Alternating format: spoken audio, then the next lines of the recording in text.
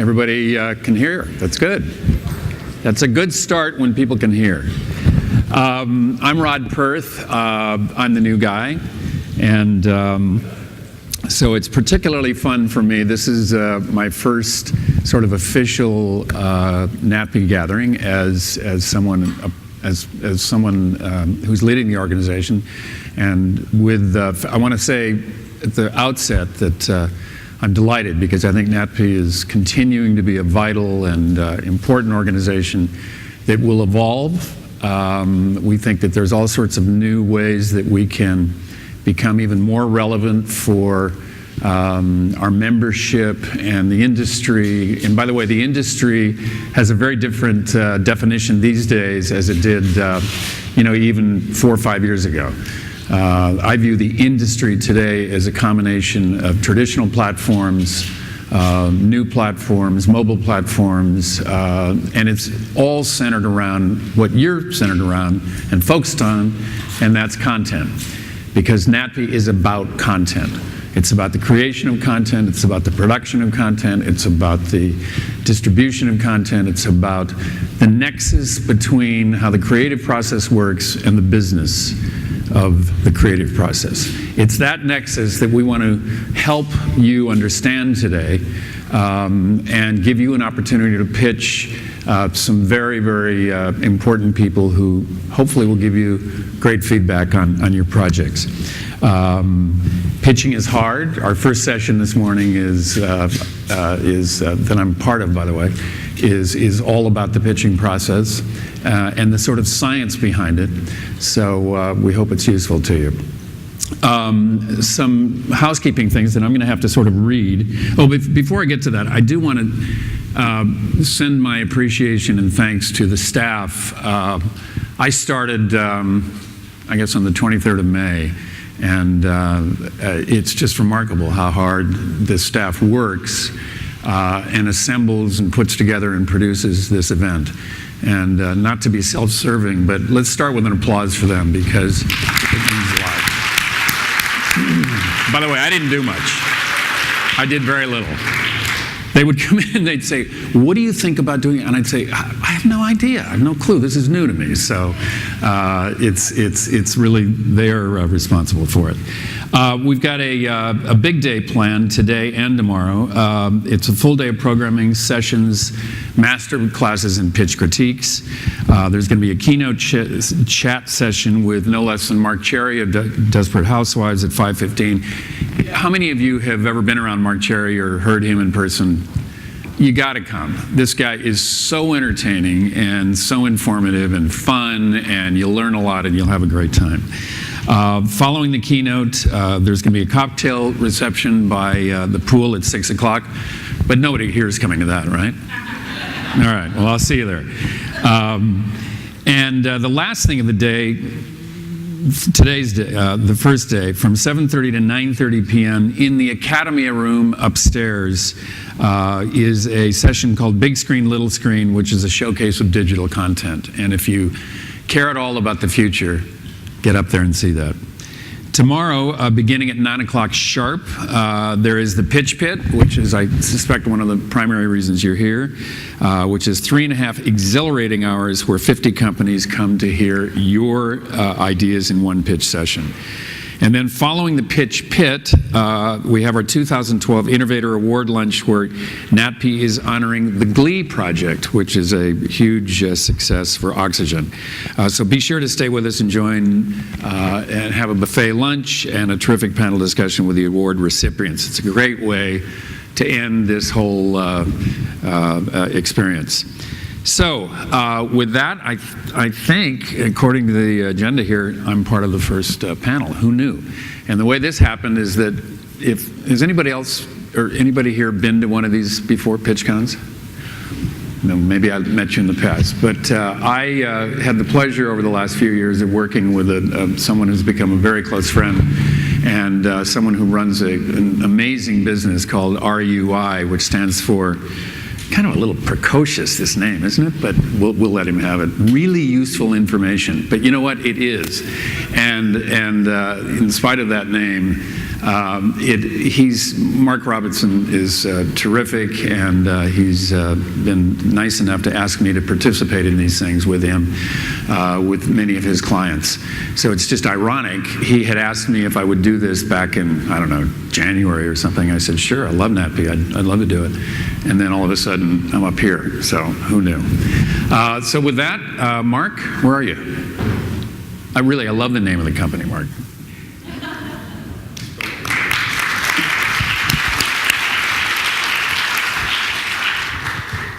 We've got sort of lighting issues here. What we're trying to do, so that everybody understands production things.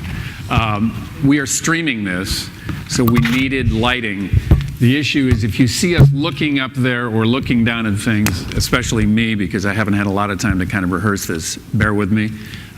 You should really care about the content more than you do about the style. So I'm speaking for me, not Marc. He's very stylish. Okay, well, we jumped some slides here, so, okay. Anyway, welcome, good morning.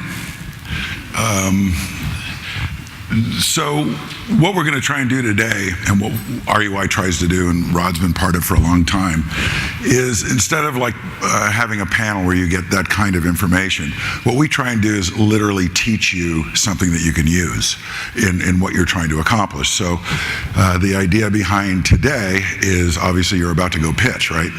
So one of the key things we want to get across to you today are the fundamentals of sales and pitching, because it is sales, right? So our agenda today, the first one, which is really critical, is know who you are selling to. And that doesn't mean just know their name. Second one is how a buyer thinks. You put yourself in their shoes, right? Free over-the-air network business models, so when you sell to them. Cable network business models when you sell to them, and the realities of the television business from a financial perspective and a business perspective. So, you know, one of the key things for all of you, even though I know you're all probably very creative and have created a lot of projects that you've put a lot of work into, is it's still, you know, that old saying, show business. So it's still a business. And if you look at it from that perspective and get that out of the way, I think that your chances of success are greater. So we'll just get going here. Great. Okay, know your buyer, selling basics. It literally applies to every business out there. I don't care what you're selling or what you're doing, and I've seen over the years people do it well. I've seen people sell air well, and I've seen other people blow it with great product. So first thing is, who are the people that you're selling to? What's their background? Where have they worked before? Do the research on them, spend the time on them. You know, the person you're selling to is that person. It's not just the project. Know their career accomplishments. That's one of the key things that people, especially in show business, like. They like to know that you know what they've done and what they've been successful at. Don't work on the unsuccessful stuff. You are there to build an ongoing relationship, not just pitch your idea. Really critical. You know, you get cranked up to go sell something, right? You get all worked up. It's a lot of effort, a lot of work. You're nervous. You get in there, you get it done. And your focus is really to get the pitch across and try and sell and close the deal. And then you walk away. But the focus really should be on building a relationship with the buyer. Unless you just want to do one show and then become a dentist. Right? So you're going to have to come back to them eventually. And if you build a relationship, then it isn't just based upon one project. It's based upon you.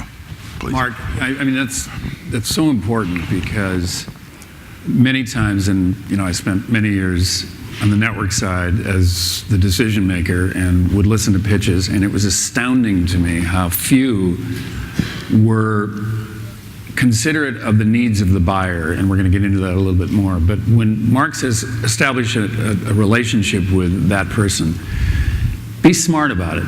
I mean, have information, sort of anecdotal information about them. Read the trades, you know, Google them. I mean, information today is so accessible. It's just shame on you if you don't have it. But don't waste their time with it. If you get a sense, if there's a dynamic in the room that someone says, if you're trying to sort of talk to them about, you know, something in their lives or something that you think will start the conversation and it's going nowhere, don't push it. I mean, get to the business. One of the things I would urge you to do at the top of a meeting is to ask them in a very respectful way, look, I know you're busy. I've got a lot to talk about here, but I want to be considerate of your time. I can't tell you what that means if the seller is saying, be considerate of your time. Because what they'll do is they'll say, you know what, you've got 45 minutes. Now you know, there's your framework. And you can sort of measure how you compartmentalize your presentation and the personal moments of that, building relationship accordingly. Just a note, sorry. That's great. Okay, so any questions on that? No, good. Whoop. You know what, I'm standing in the way. Yeah. Okay. Do your homework, which is kind of what Rod was talking about, we were talking about before with the buyer. Pitch projects that fit the financial realities of the buyer network. Right? There's no point in trying to sell a $4 million house to someone who can't get a mortgage for $100 grand.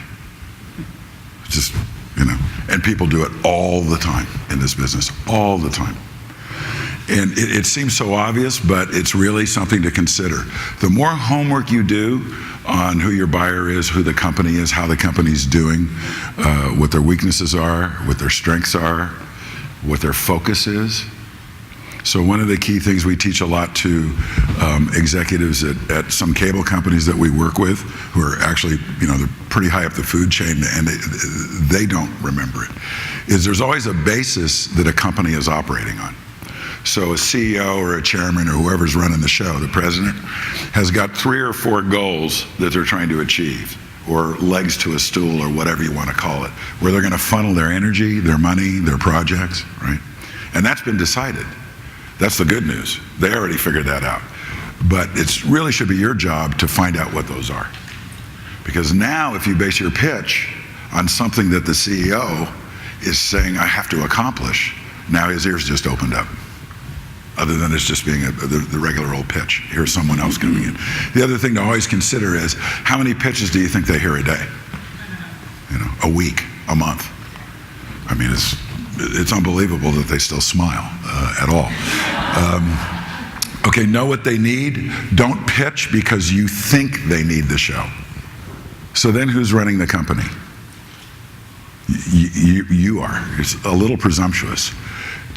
Because you think that they need this show, you won't get the next meeting. You want it to fit, right? But you don't want to come off that way. That's a big mistake. Avoid, my favorite word, sacredness. Avoid project sacredness, right? So whatever your project is, you love it, you've babied it, you put effort into it, maybe you've kept it alive for 10 years, you know, 20 years, who knows. But at the end of the day, it's just another show to a buyer. Right? So one of the key things that tends to happen is someone will say something critical, right? Or what if, or what if, or what if, which is actually their job. A buyer's job is to punch holes in what you're doing to see what the weaknesses are and see if they can be fixed if they're interested in your project, right? So if you dig in and get defensive over it, they're going to pick that up. And then that sends a signal. I can tell you what I go through in hiring someone to do something. When I start hearing that, I get real nervous right away. How many of you have practiced pitches with people you trust? Smart. Good. Here's one of the reasons you should. You should think about every single hole or soft spot in your pitch. Remember that, because every presentation, every idea has a character that's a little soft. It just didn't quite get developed the way you wanted it to be developed, or some conceit about a reality project that you're pitching. You just can't quite figure out. Trust me, it's the buyer's job to smell that, to know it, to go right for it and go for your jugular. Not because they want to be hurtful, but because it's their job. So be prepared. Think about, where's the soft places in my idea? You know, where is it I'm going to get hit? Mm-hmm. And then have somebody drill you and practice your answers. Common sense, very few people do it. Yeah. Good. And he's a buyer, right?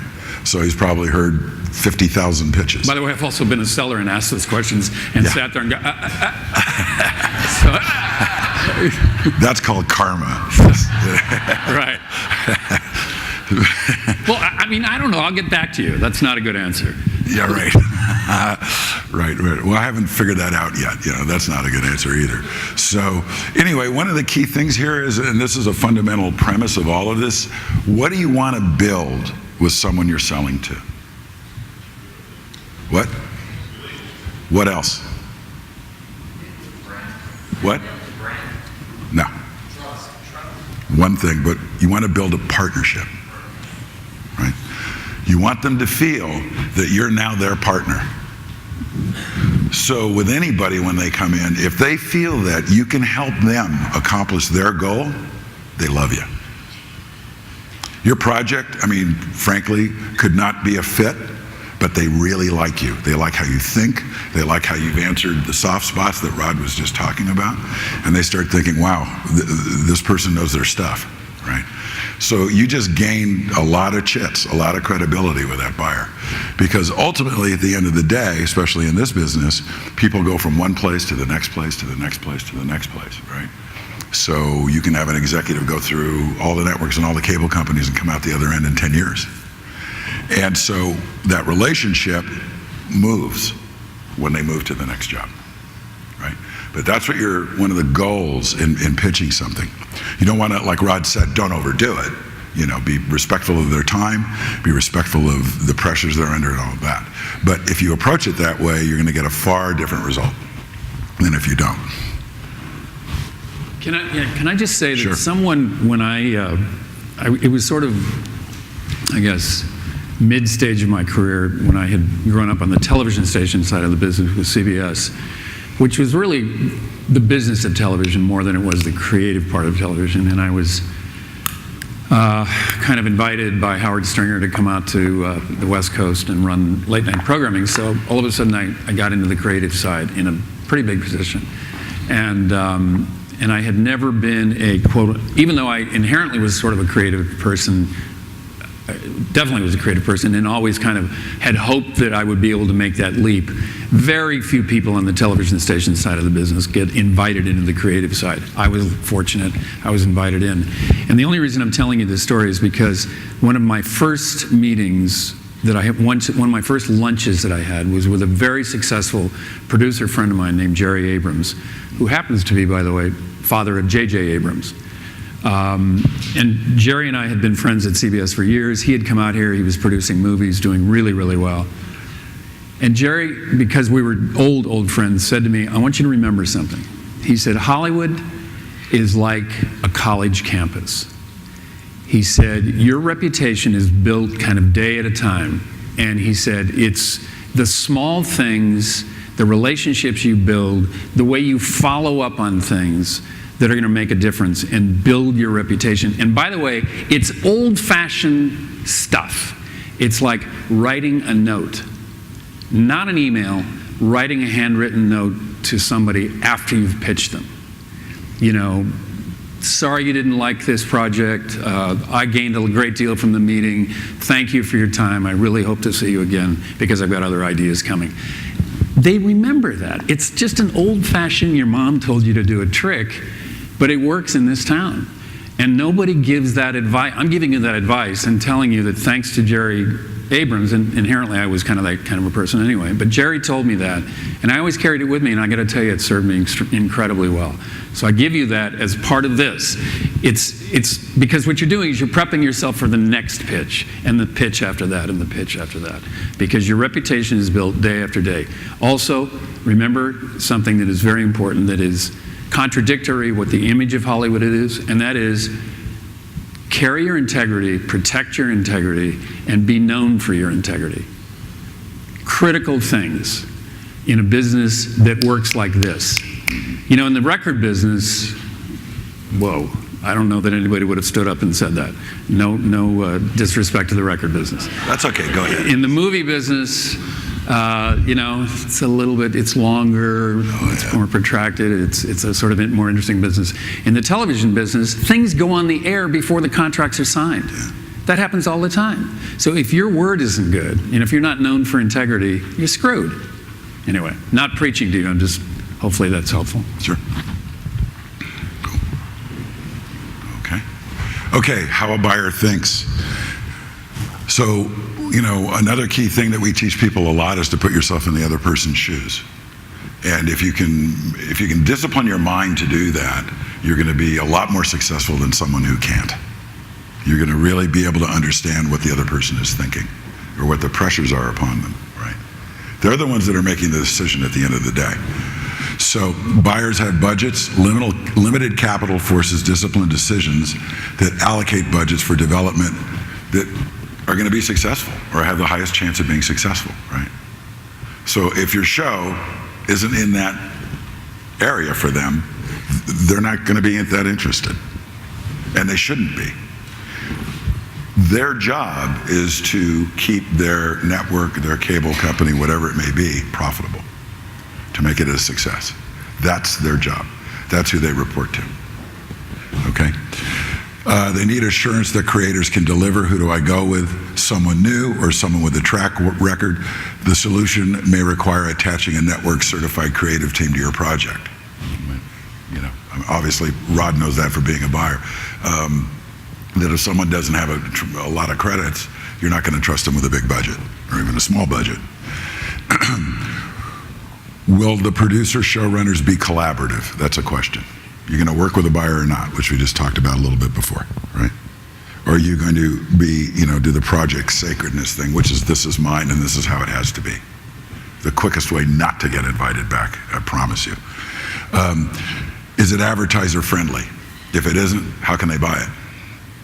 And in basic cable, you have the model of subscription and advertiser, so the same thing applies there.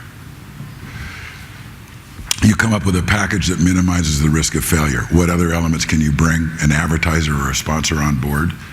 We just had a session the other day where we talked about people selling stuff online, and then a syndicator picked it up off the show being online, and they brought an advertiser to it, and there are companies out there actually now that are doing that. And so the ability to get to a sponsor now is greater than it ever has been before, right? Because they all want to be online, they want to be cross-platform, so on and so forth. So that's something you want to think about. What else can you attach to it? What's the back-end potential? Reality, episodic, scripted. What is it going to make after the thing is shot, goes to syndication, goes to a long-tail distribution thing? You might want to talk about that a little bit. How does the show fit my brand? Does it fit our audience? Is it fresh and distinctive? Is it a viral show that suits social networking potential?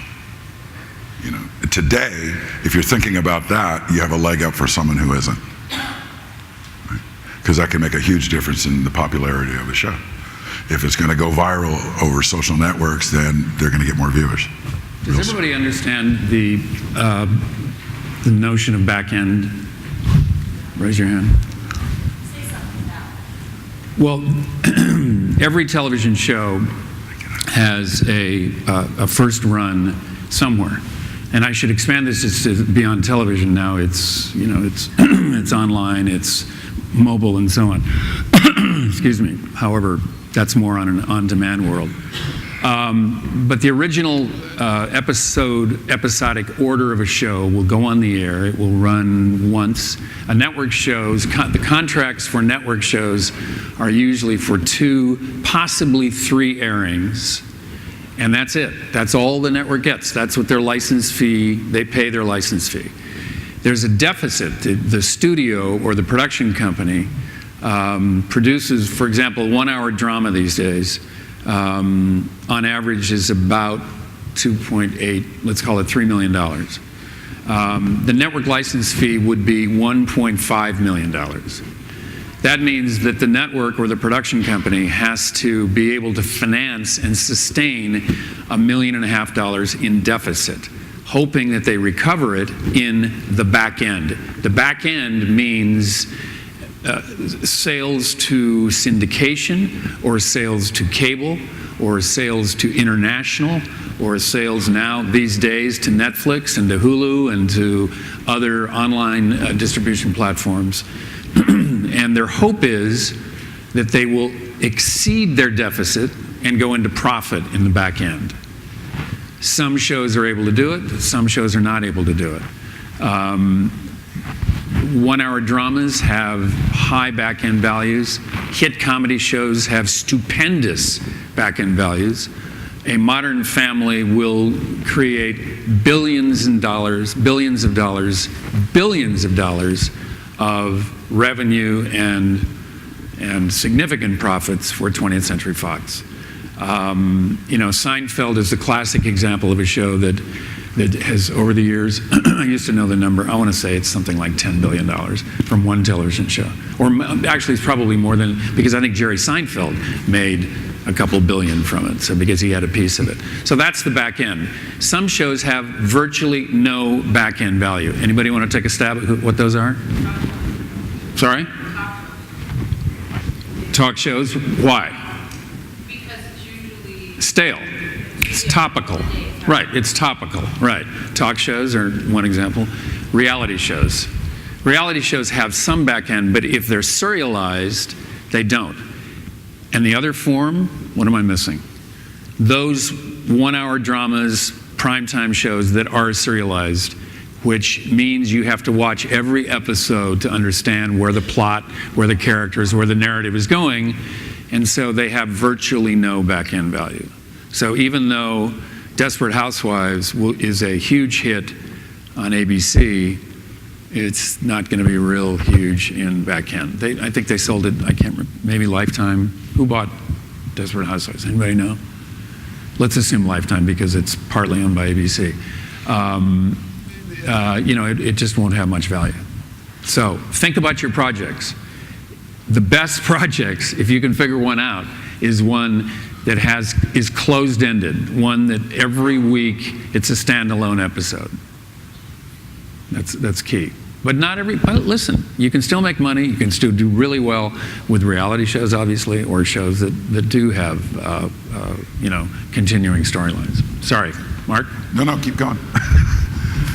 Hot. Anyway, so. You know what, I did that, so hold on. You did? Okay, cool. Okay. How about thanks? Okay. The social networking stuff. All right. So. Did I screw up? No, it's fine. Don't worry. Okay. Cool.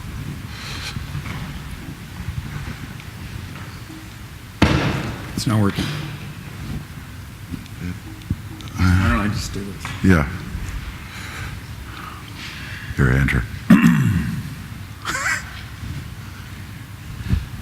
Why won't it go? Well, because I screwed it up. Go back here a second.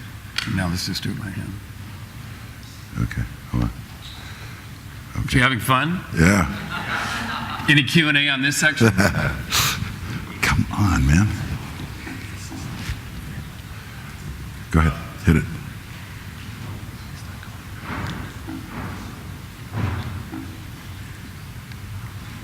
All right, let's do it manually.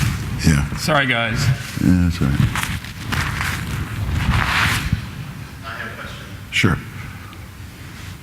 See? You don't, Okay, we're at the end. where are we? Go back, because we added some slides there. Okay, whoop, whoop. Oh no, this is, sorry guys, hold on. Ugh. Okay. Any Mac experts out there? Yeah. It froze, huh? How did this happen? Exit. I had a question about Sure. another factor for the back end. Would that also include international distribution? And has the importance changed in the last few years? No. Yes, international is, there's two things right now that are helping hold the network We're television not. economic model together. The robust international demand for domestic American television, and the other is the new buyers, Netflix, and some of these new online buyers are spending crazy amounts of money. Netflix spent $1 billion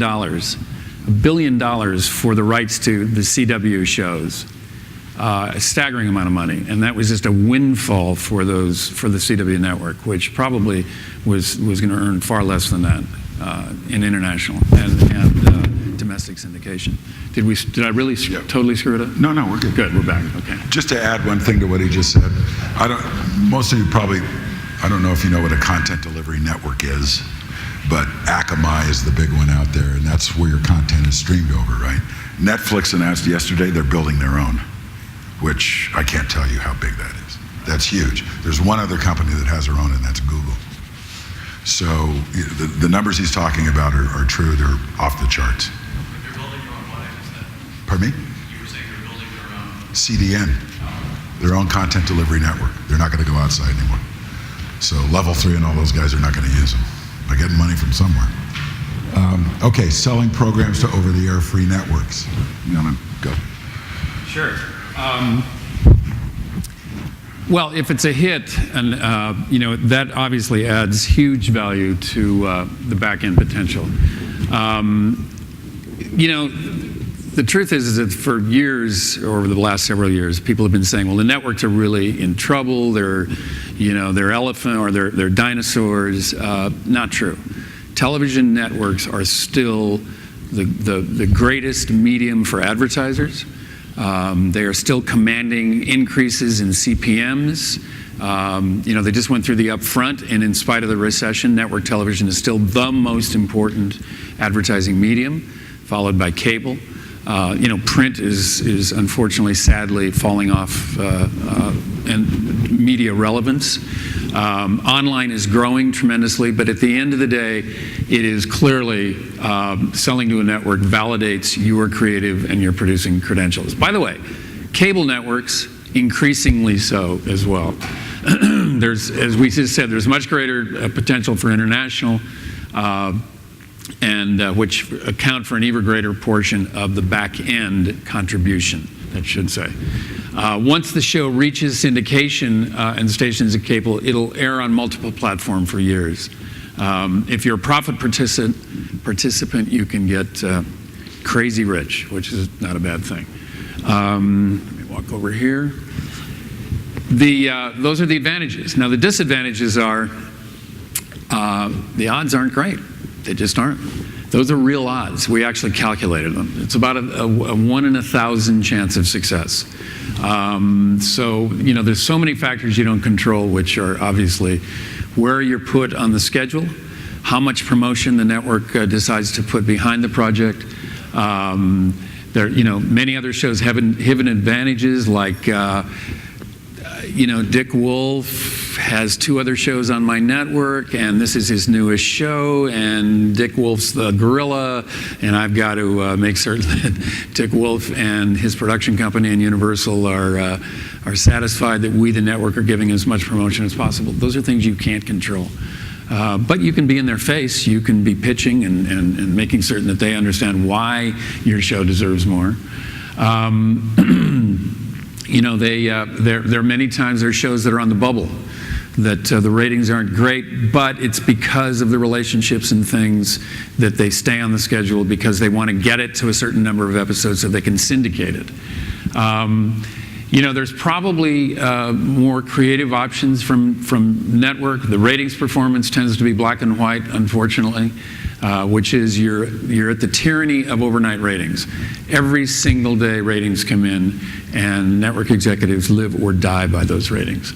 And if you have a lousy debut, there's going to be a very slim chance that, unless the network is in love with the show, which happens. Did anybody watch, the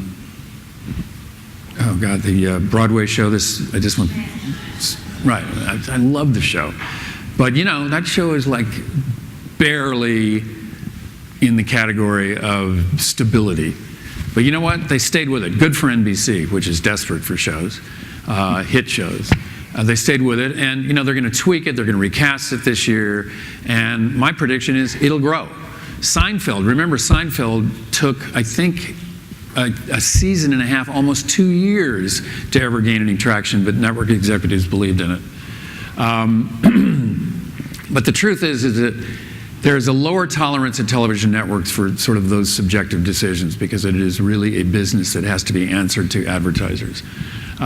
It's always primarily driven by ratings. And you may sell to a network that's limping, so your show could be disadvantaged by circumstances. I really think that there's any number of NBC shows, to their credit, that would have been better served by having been bought by ABC or NBC or even Fox.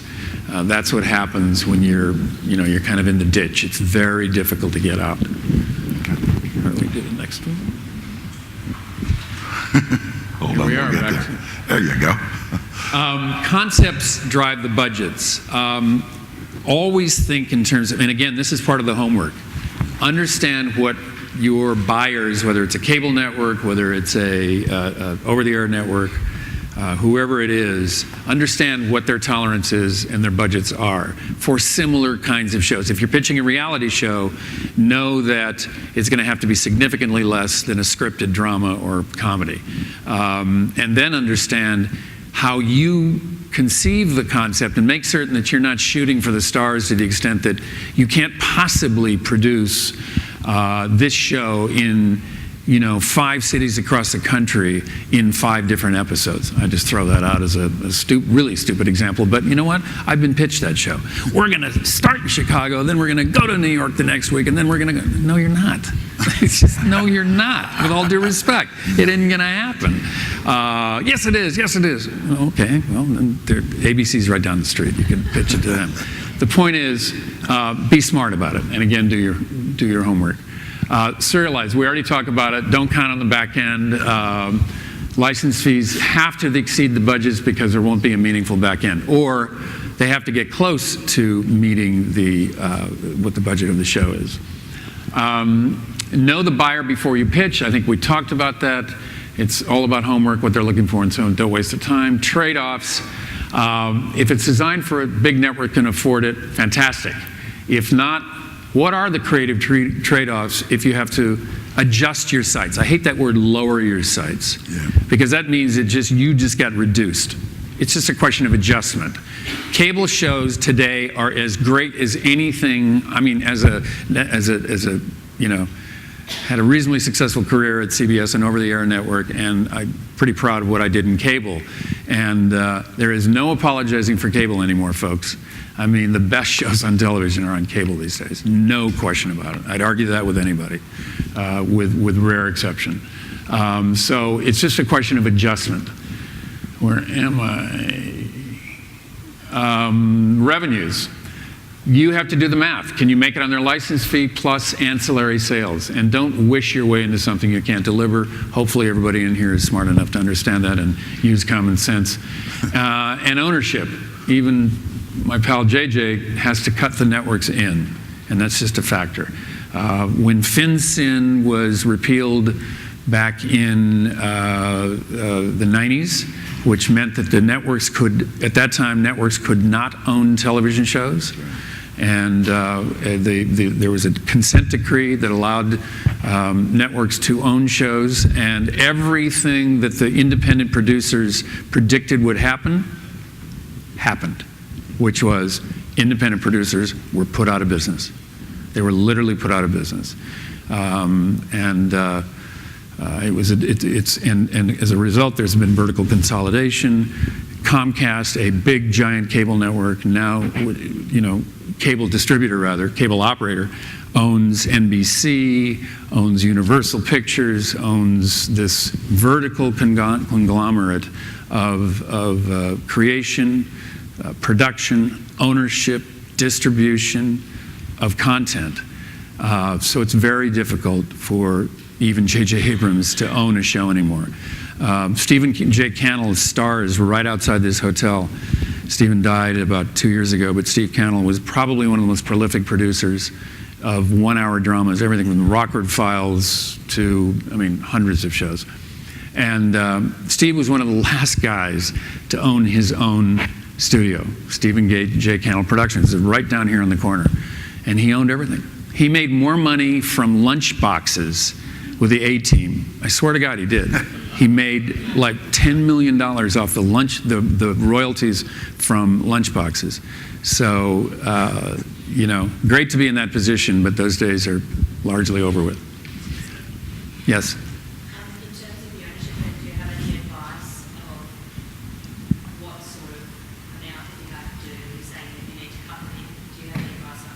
Well, generally speaking, they will just own it. They'll own it. You'll work for hire. Yep. Unless you have enormous leverage. I mean, JJ has a big piece of any show he does. Dick Wolf has big participation in any show he does, but he does not own the negative. Dick Wolf, isn't he the most prolific producer? Currently the most prolific producer. He was the entire schedule of a network for a while. All the New York undercovers, and he doesn't own it. Universal owns all those shows. They do. But maybe you can change that. That's right. I'm rooting for you. Yes. Can you please clarify the regular best resources?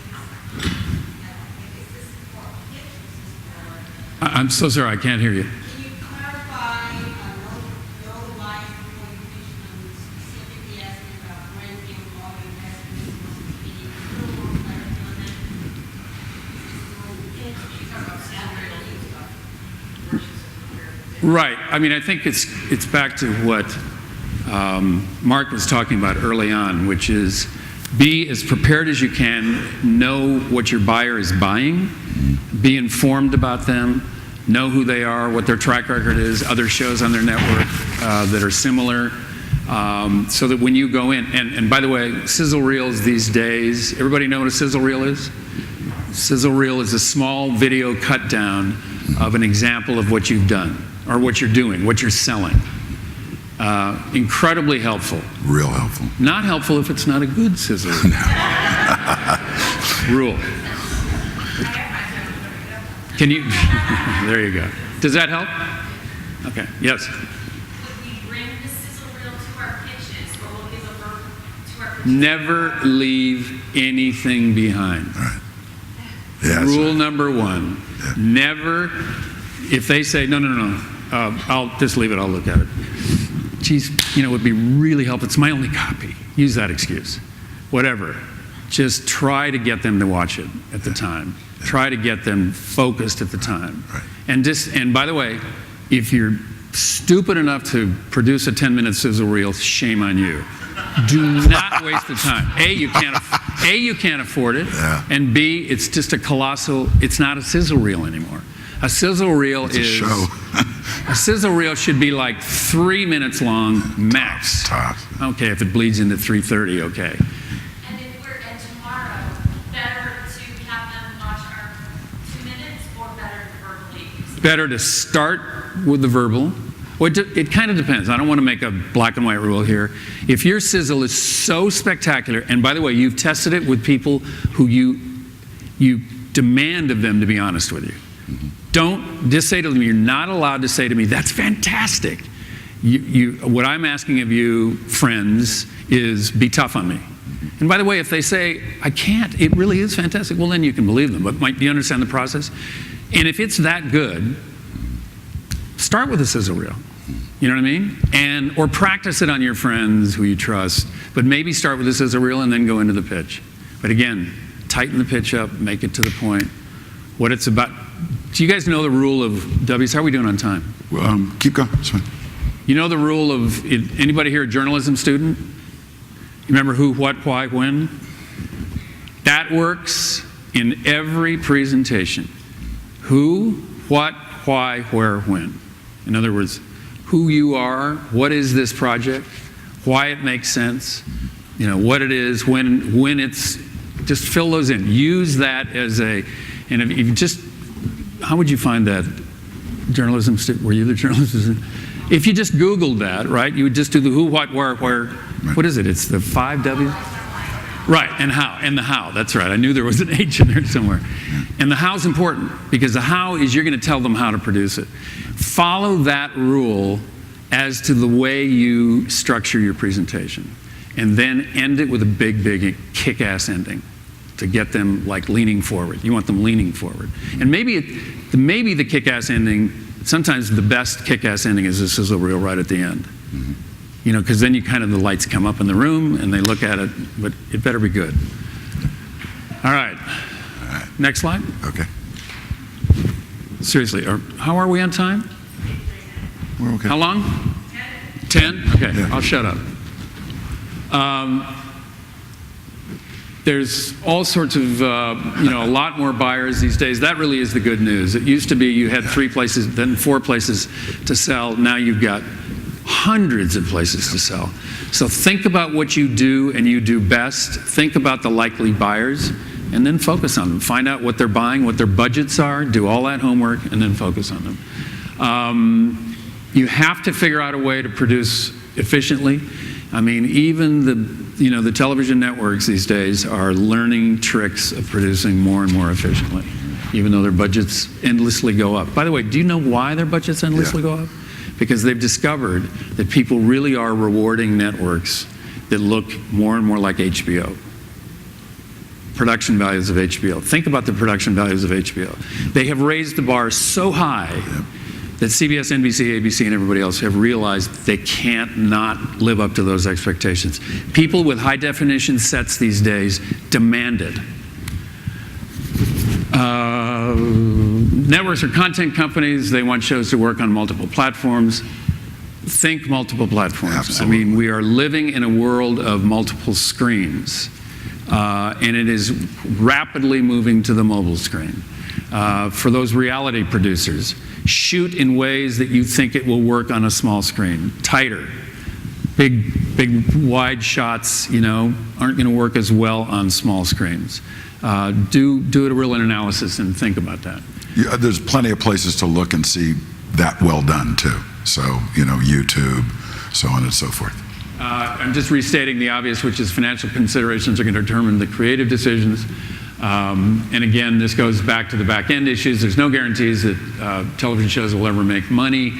Networks buy 100 pilots or concepts, pilot scripts or reality concepts for a season. And of those, 50 will be developed at major networks, fewer for cable. In other words, they buy 100, 50 go into development. Of those, 10 or 15 will be picked up for pilots. So as you can see, the odds get tougher and tougher. Of those produced, 5 to 7 will make it to series order of 6 or 9 episodes, which is the original order.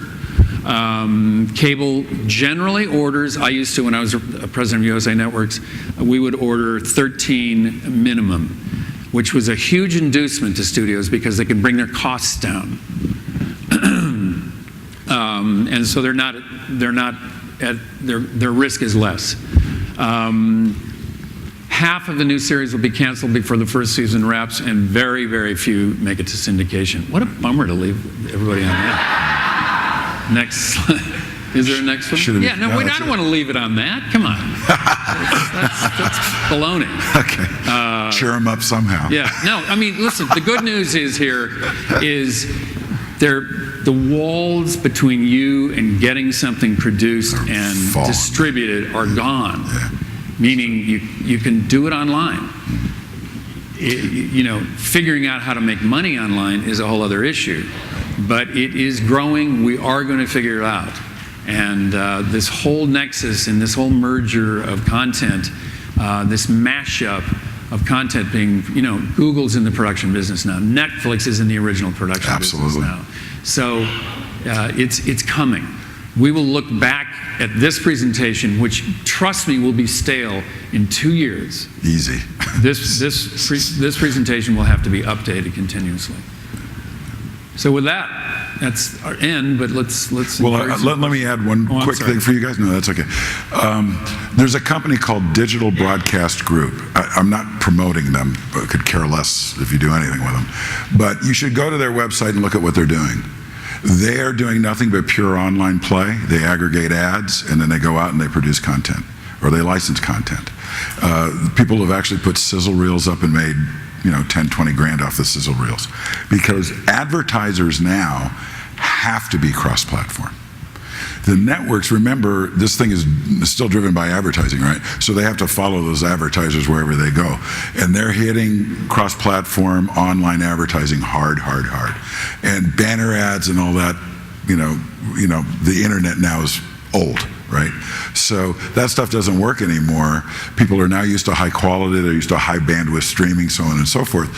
So the advertisers are looking for really good stuff that they can put money behind, and they can put it in online, use social media, and then graduate it to broadcasts, which I talked about a little bit before. Someone started an online series and it went, and the syndicator picked it up for 13 shows. So what Rod said is really critical, which is those walls have fallen down. And if you're smart and you're aggressive, you take advantage of it. Do any of you track Red Bull? One of the greatest marketing organizations on the planet. Yeah. Red Bull literally no longer has an advertising network television advertising budget. They don't need it, because they have created the power of their brand, and the power of their content online is spectacular. Huge. And they basically are a destination for those of us who are junkies for that kind of stuff, me included.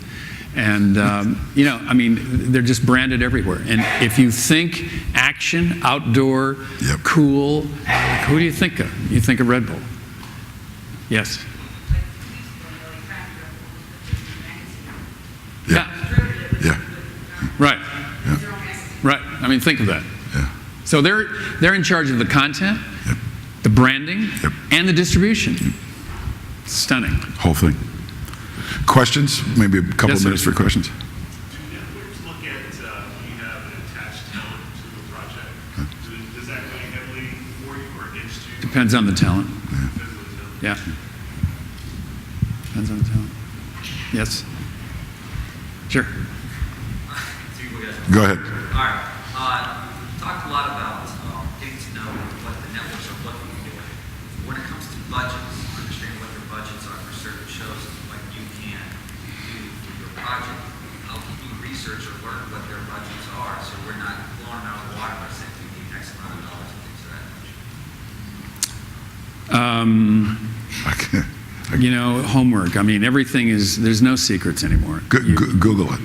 Well, I'm trying, I guess. You've tried? Yeah. Are you in town here? Do you know people? You're not.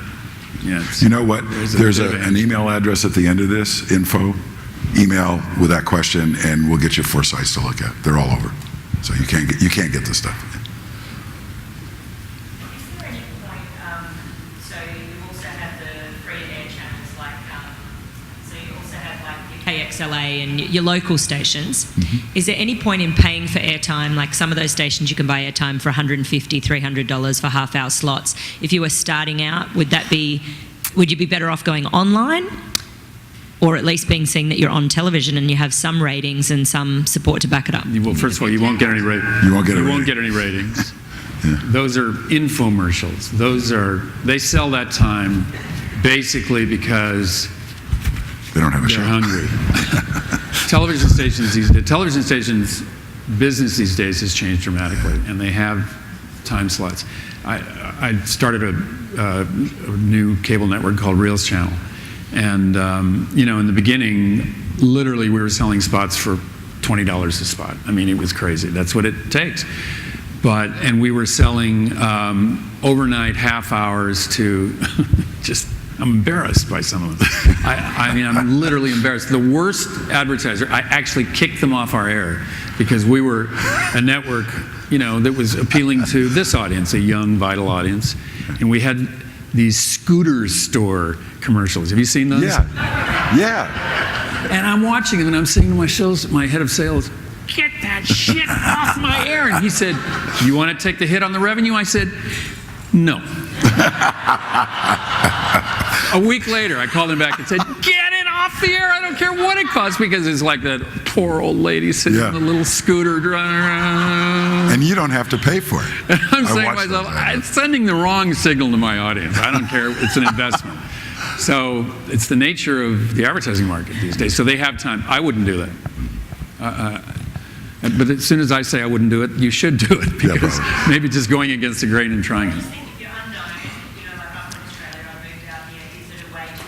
Well, if you promoted it in a really cool, clever way, but it would cost you money to do it. If you took out ads in the trades, watch me tonight on, you know, this is my debut. You also sell the advertising space, so you have then a sponsor. You won't No sell one's in the gonna buy advertising it. space.